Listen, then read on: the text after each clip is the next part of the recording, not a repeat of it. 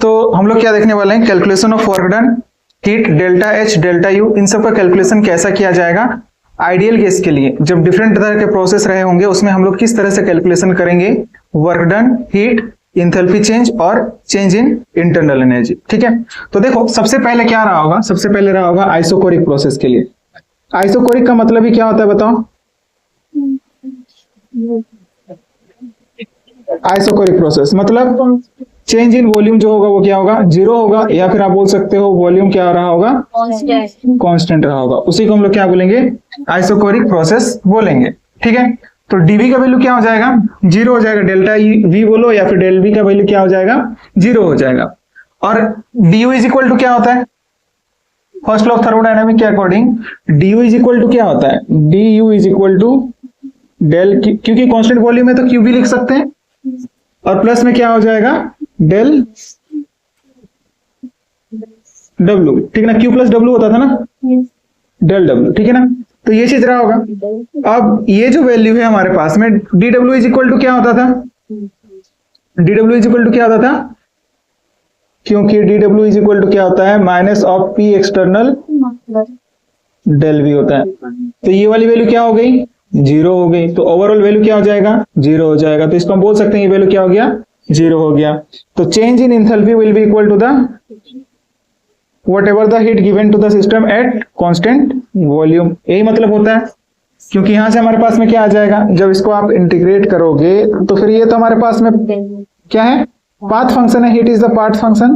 यहां पर से क्या आ जाएगा, इसको आप अगर इंटीग्रेट करते हो तो यहां पर से क्या आ जाएगा, delta U is equal to क्या आ जाएगा, क्यू वी आएगा। ये हम लोग यहां से क्या बात बोल सकते हैं, और ऑलरेडी हम लोगों ने इस बारे में डिस्कस किया था कि जब वॉल्यूम कांस्टेंट होता है तो चेंज इन इंटरनल एनर्जी जो होगा वो क्यूवी के इक्वल होगा। याद आ रहा है, एनसीवीएम डेल्टा टी निकल करके आ रहा था, डेल्टा टी निकल करके आ रहा था, राइट।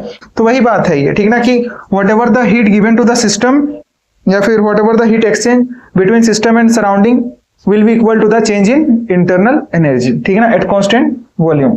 क्या लिखोगे, at constant volume the change in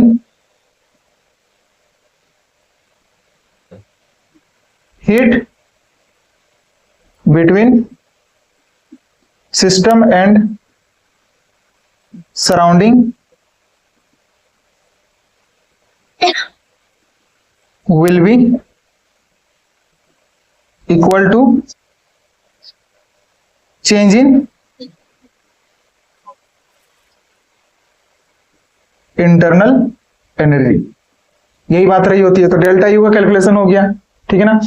अब delta U is equal to क्या हो गया, क्यू वी हो गया, है ना। यानी कि जो हमारे पास में इंटरनल एनर्जी होगा वही क्या होगा, हीट के इक्वल होगा। और ये हमेशा क्या होता था हमारे पास में, एप्लीकेबल रहा होता था ना, delta U is equal to Q plus W. ये भी लिख सकते हो आप, डेल्टा यू यहीं पर लिख दो आप, delta U is equal to क्या हो गया हमारे पास में, क्यू प्लस डब्ल्यू, और W क्या हो गया, जीरो हो गया। यानी कि चेंज इन इंटरनल एनर्जी जो है वो किसके इक्वल हो जाएगा, ये वैल्यू क्या हो गई, जीरो के, तो ये किसके इक्वल आएगा, Q।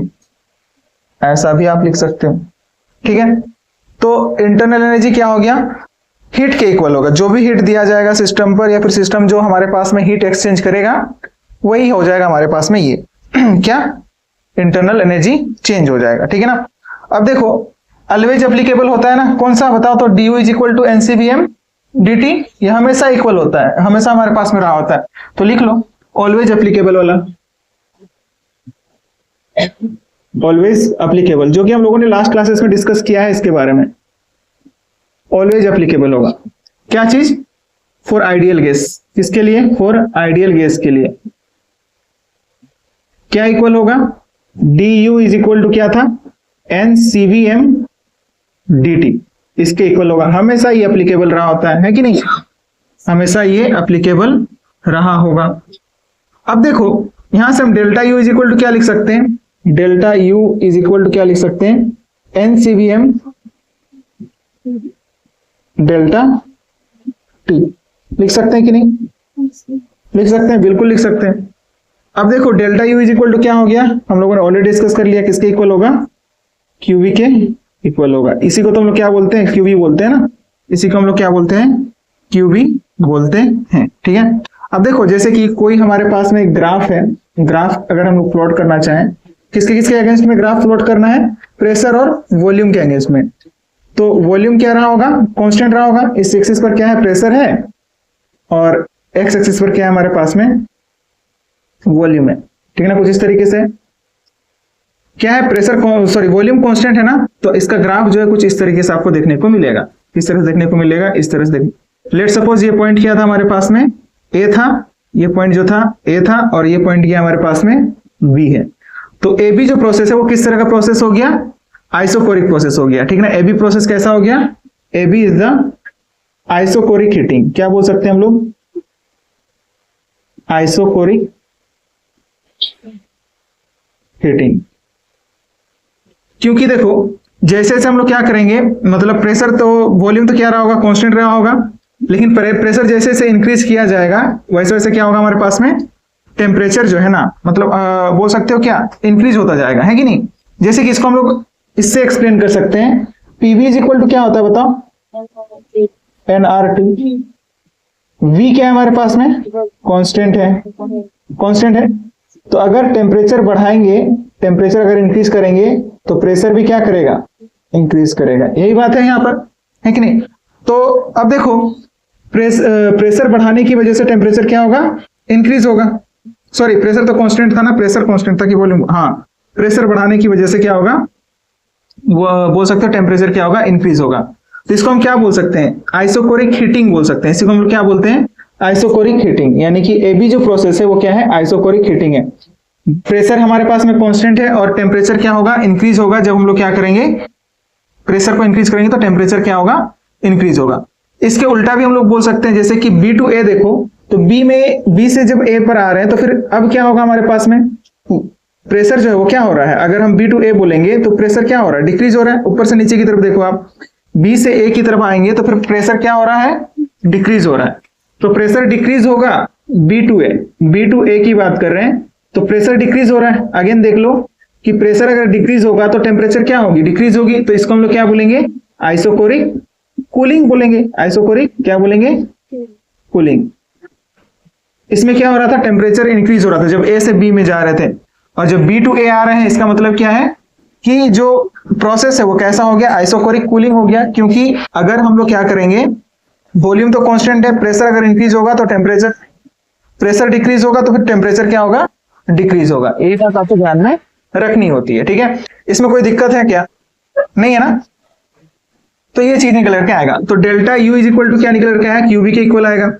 अब डेल्टा एच की बात कर लें तो delta H is equal to क्या था बताओ, तो एनसीबी एनसीपीएम डीटी था कि नहीं, क्या था, एनसीपीएम डीटी था कि नहीं ये।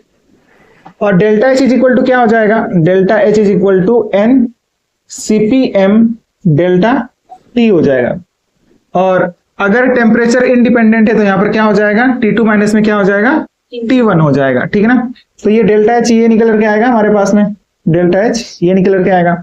ठीक है, तो इस तरह से हम लोग क्या करेंगे, ऑलवेज एप्लीकेबल होता है। अब देखो यानी कि इसको हम क्या बोल सकते हैं, इसी को हम लोग क्या बोल सकते थे, क्यूपी बोल सकते हैं ना, इसी को हम लोग क्या बोल सकते हैं, QP.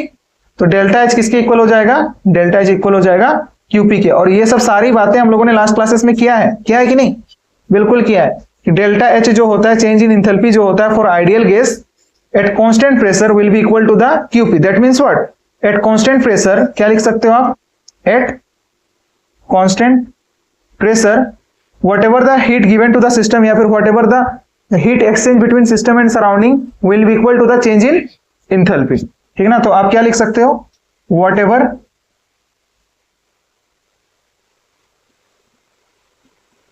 the heat given to the, या फिर बोल सकते हो whatever the heat exchange between system and surrounding exchange between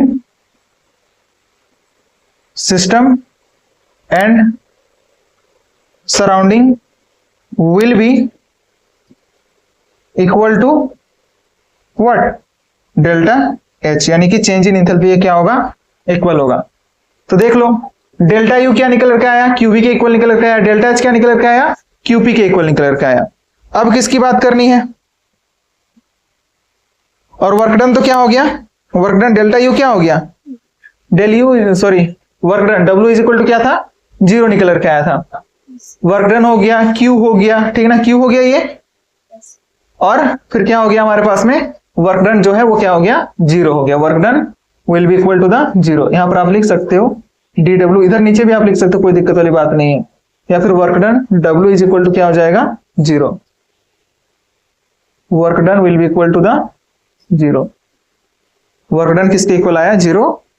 तो ये हमारे पास में कब रहा होगा, जब प्रोसेस कैसा है, आइसोकोरिक है, और गैस कौन सा है, आइडियल गैस है। तब आपको ध्यान में रखना है कि जो वर्क डन है वो क्या हो जाएगा, 0 हो जाएगा। जो डेल्टा यू है वो क्यूवी के इक्वल होगा, डेल्टा एच जो है वो किसके इक्वल होगा, क्यूपी के इक्वल होगा। ठीक है, तो नोट करो।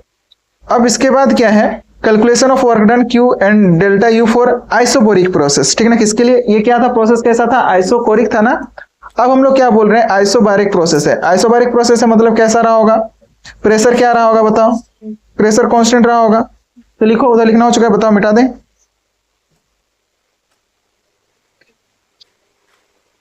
तो लिखो, next is the calculation of work done Q delta H delta U for ideal gas for isobaric process. Isobaric process, isobaric process है मतलब वॉल्यूम क्या हो जाएगा, 0 हो जाएगा, वॉल्यूम चेंज 0 हो जाएगा, सॉरी प्रेशर चेंज 0 हो जाएगा, प्रेशर कांस्टेंट रहेगा। तो किसके लिए बात कर रहे हैं, आइसोबैरिक प्रोसेस, आइसोबैरिक प्रोसेस। तो इसके लिए प्रेशर क्या रहा होगा, कांस्टेंट रहा होगा, क्या रहा होगा, कांस्टेंट रहा होगा। बोल सकते हैं। अब प्रेशर अगर कांस्टेंट है तो D W is equal to क्या था बताओ, D W is equal to क्या था, माइनस ऑफ पी, यही था। अब प्रेशर क्या हो गया, कांस्टेंट हो गया, मतलब ये वैल्यू क्या हो जाएगी, 0 हो जाएगी। सॉरी कांस्टेंट है तो फिर आप क्या करोगे, इंटीग्रेट करोगे ना, क्या हो जाएगा, both the side integrating D W is equal to क्या हो जाएगा, ये तो बाहर कर दोगे ना आप, तो डेल्टा वी के इक्वल आएगा। यानी कि work done is equal to क्या हो जाएगा, minus of P external delta V. Delta V यानी कि V2 माइनस में क्या हो जाएगा, V1, क्या हो जाएगा, V2 माइनस में V1, यानी कि delta V where delta V is equal to क्या हो जाएगा, V2 माइनस में V1। V2 क्या है, final volume of the gas, और V1 क्या है, initial volume of the gas, initial volume of gas. ठीक है, तो ये वर्क डन हमारे पास में निकल करके आएगा। ठीक है, तो एक्सटर्नल प्रेशर क्या रहा होगा, कांस्टेंट रहा होगा। तो एक्सटर्नल प्रेशर कांस्टेंट होने की वजह से उसको हम लोगों ने क्या कर दिया, बाहर निकाल दिया, और V का क्या होगा, इंटीग्रेशन होगा, तो क्या आएगा, डेल्टा V निकल करके आएगा। ठीक है, यानी कि इंटरनल प्रेशर। अब देखो हम लोग इसको रिप्लेस कर सकते हैं क्या, किससे, आइडियल गैस वाला इक्वेशन से। आइडियल गैस इक्वेशन क्या होता है, PV is equal to nRT।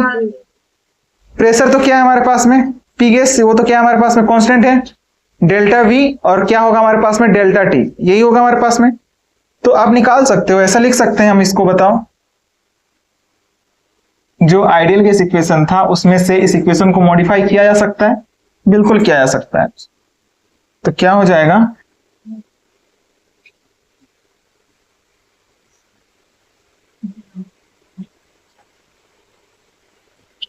अच्छा पी एक्सटर्नल पी इंटरनल दिक्कत नहीं होती है ना, पी एक्सटर्नल किसको बोलते थे, जो बाहर से लगेगा,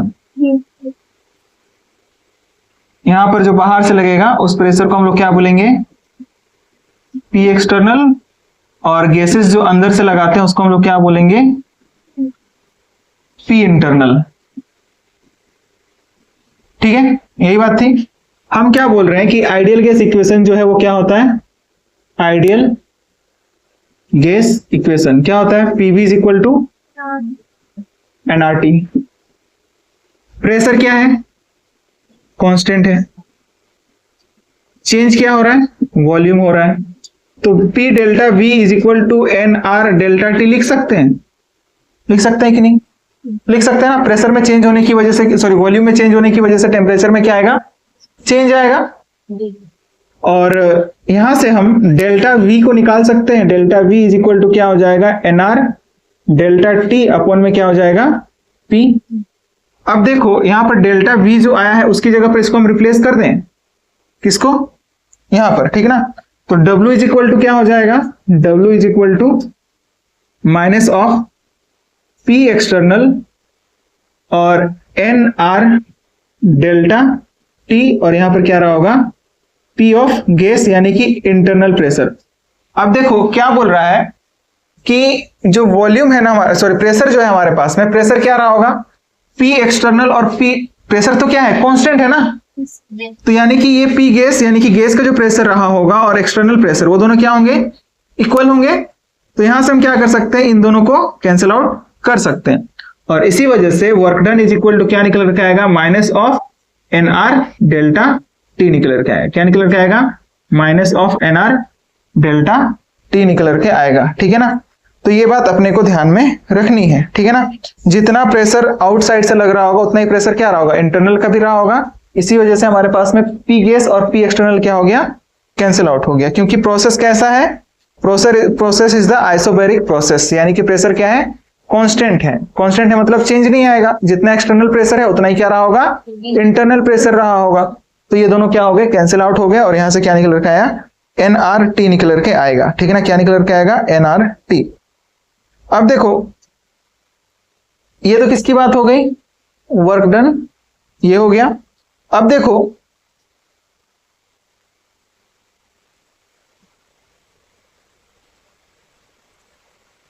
इसका ग्राफ किस तरह से देखने को मिलेगा, उधर लिखना हो चुका है, मिटा दूं, बताओ, मिटा दूं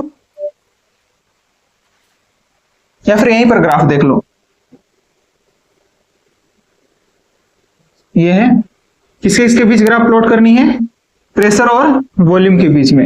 इधर क्या रखा, प्रेशर रखा, और इधर क्या रखा, वॉल्यूम रखा। ये क्या है, प्रेशर, इधर क्या है, वॉल्यूम।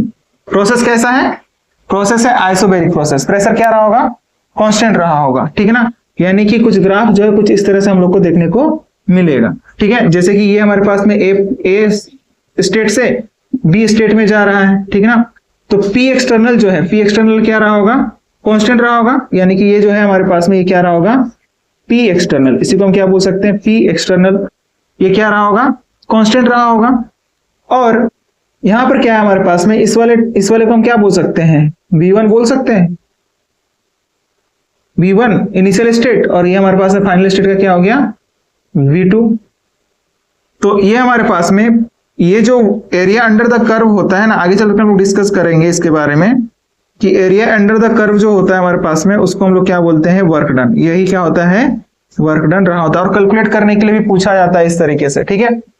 तो ये था हमारे पास में, तो W इज इक्वल टू क्या निकल के आया, minus of N R delta T निकल के आया, ठीक है। ये बात समझ में आ रही है ना, क्योंकि अंदर का और बाहर का प्रेशर क्या होगा, सेम होगा ना, क्योंकि प्रेशर क्या है, कांस्टेंट है। तो P of internal will be equal to the P of external, क्योंकि process is the what, process is isobaric, और आइसोबैरिक का मतलब ही क्या होता है, pressure is the constant.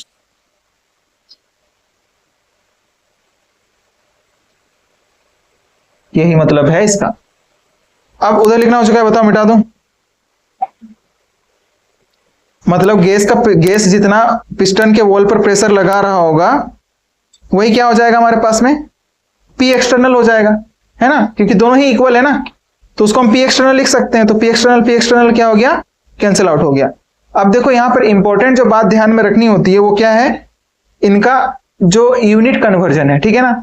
Unit conversion जैसे कि 1 atm में कितना पास्कल होता है, बताओ तो 1 atm में कितना पास्कल होता है, 101,325 पास्कल होता है ना। मिटा दूं, लिखो।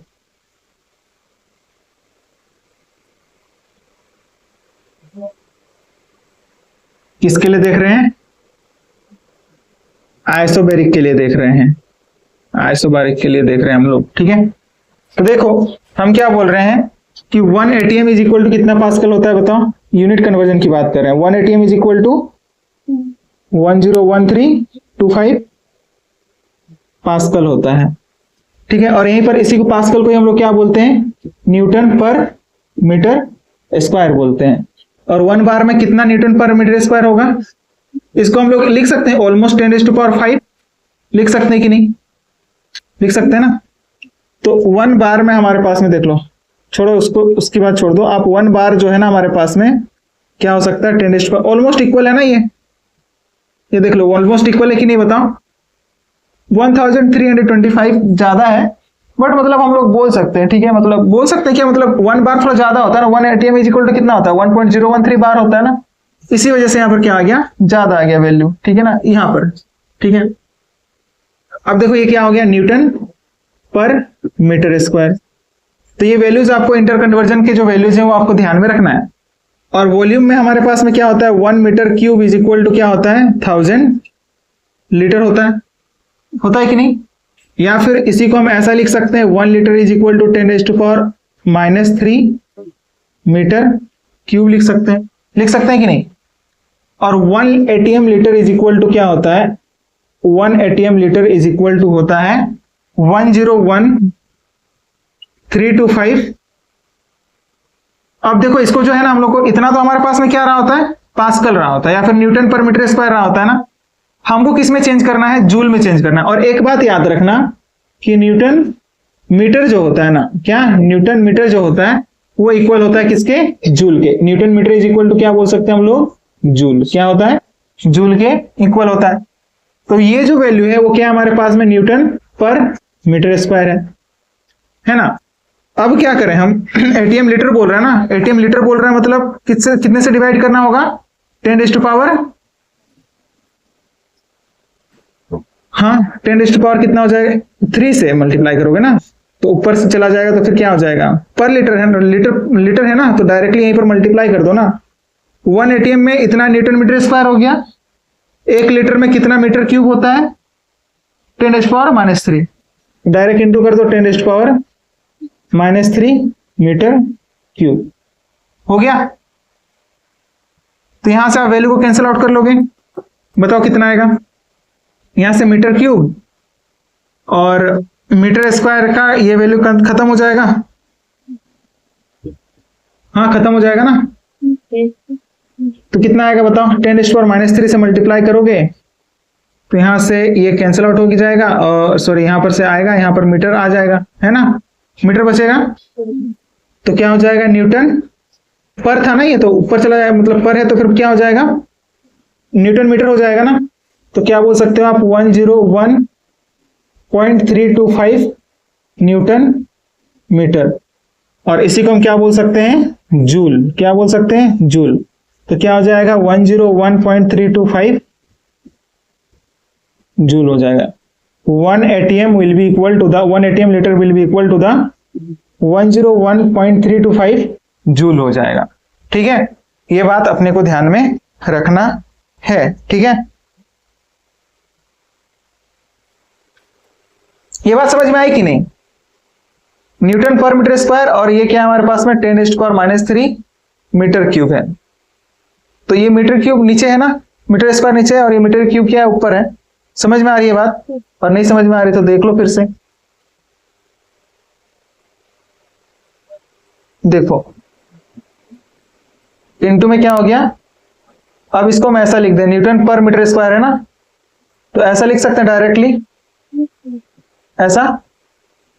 इनटू में क्या हो जाएगा? 10⁻, हो गया। यहां से मीटर स्क्वायर और क्यूब इसका खत्म, तो क्या आ गया? न्यूटन मीटर आ जाएगा। तो इस वजह से न्यूटन मीटर आया, और newton metre is equal to क्या होता है? जूल रहा होता है। ठीक ना, तो इस वजह से 101.325 जूल निकल करके आएगा। और ये यूनिट कन्वर्जन आपको आनी चाहिए। अब 1 बार लीटर बोलाएगा तो फिर आप उसको भी निकाल सकते हो। 1 bar litre is equal to क्या हो जाएगा, 1 बार लीटर। अब बताओ 1 बार में कितना न्यूटन पर मीटर स्क्वायर होता है, 10⁵ न्यूटन पर मीटर स्क्वायर। और इनटू में क्या हो जाएगा बताओ, मीटर 10⁻³ मीटर क्यूब। 1 लीटर में क्या होता है, 10⁻³ मीटर क्यूब होता है, मीटर स्क्वायर और यहां से क्यूब खत्म हो गया। और इसको सॉल्व करोगे तो कितना आ जाएगा, 100 न्यूटन मीटर। और 100 न्यूटन मीटर मतलब 100 जूल। ठीक है, 100 जूल। अभी भी बताया कि newton metre is equal to का क्या होता है हमारे पास में, जूल। इसके इक्वल रहा होगा, ये बात अपने को ध्यान में रखनी है और ज्यादा कुछ भी ना है।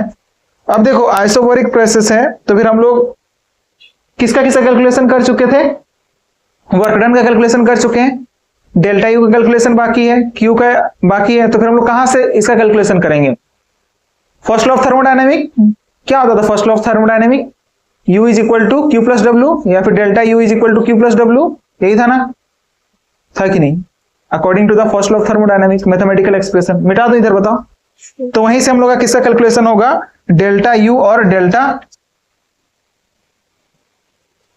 Delta U and Q. तो लिखो 4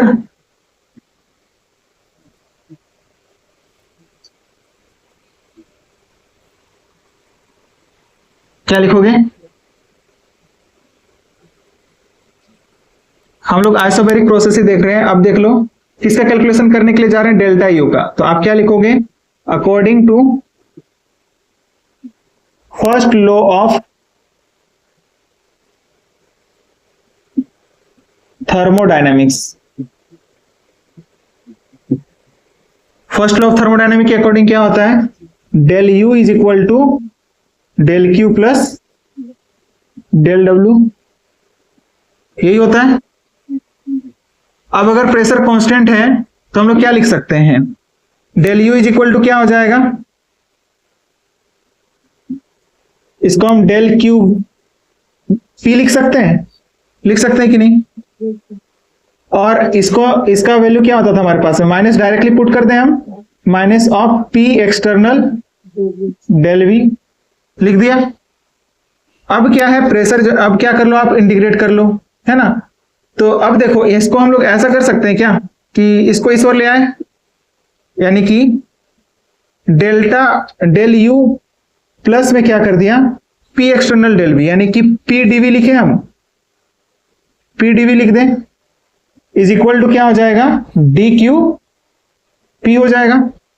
बस कुछ नहीं किया, इसको हमने इधर लेकर के आया है। ठीक है, अब ये जो है ना, ये किसके इक्वल होता है बताओ, कल ही लास्ट वाले क्लास में ही पढ़ा था हम लोगों ने, ये किसके इक्वल होता है, किसके इक्वल होता है, ये डेल एच के इक्वल होता है।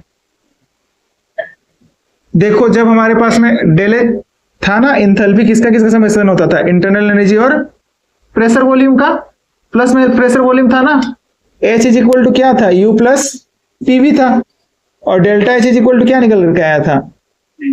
फिर हम लोग बात किया था ना कि दोनों हमारे पास में क्या रहेगा, दोनों वेरी करेगा, दोनों कांस्टेंट रहेगा, बात किया था कि नहीं, किया था ना। तो उसी की बात करें, जब प्रेशर क्या रहा होगा, कांस्टेंट रहा होगा, प्रेशर ही तो कांस्टेंट है ना इसमें, तो आप इसको क्या लिख सकते हो, डेल्टा एच लिख सकते हैं।